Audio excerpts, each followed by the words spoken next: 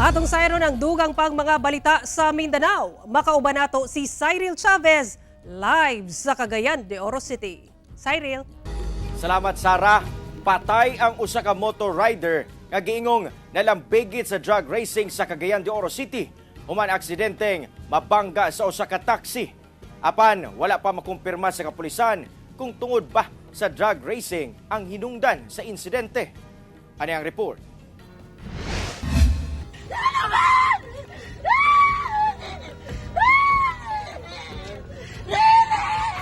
Ilabihan ang emosyon sa usa sa mga banay sa usa ka lalaki sa nahitabong aksidente tali motor og taxi sa CM Recto Avenue, Barangay Gusa sa Cagayan de Oro City. Ang biktima, usa ka 22 anyos nga motor rider, samtang usa ka 67 anyos nga lalaki ang driver sa taxi. Sigon sa investigasyon sa Traffic Enforcement Unit sa Cagayan de Oro City Police, nga nahitabo ang aksidente pasado alas 2 sa kadlawon ni adtong Sabado. Matud pa, gikan sa esting bahin ang taxi, samtang ana sa pikas lane ang motorsiklo.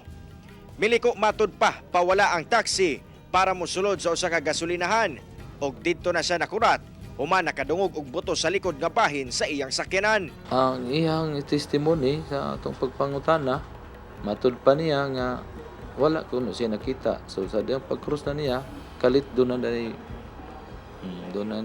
ni motor. Gani diyang na-recover sa PNP ang motor unit nga gigamit sa biktima.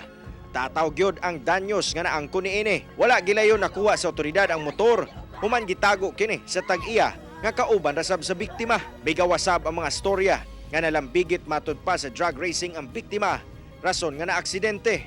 Apan sumala sa PNP, Daghanay ng retire nga mga PNP diri sa Cagayan de Oro, wala pa pod na tao, wala pa sila na police pod na nag-ingon na nga naa nagi-drug race daan pa sa una diha.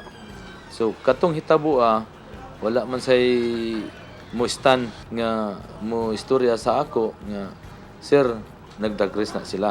Wala man, so dili na ko makumpirma. gikustorya una sa PNP ang driver sa mong taxi unit, samtang ginahulat pa kung magpasaka og kaso ang banay sa biktima. Atong mga pahimangno kanunay gyud magamping aron maiwasan ang ato ang makalasan og kinabuhi. Kauban si Roland Cañas, Cyril Chavez.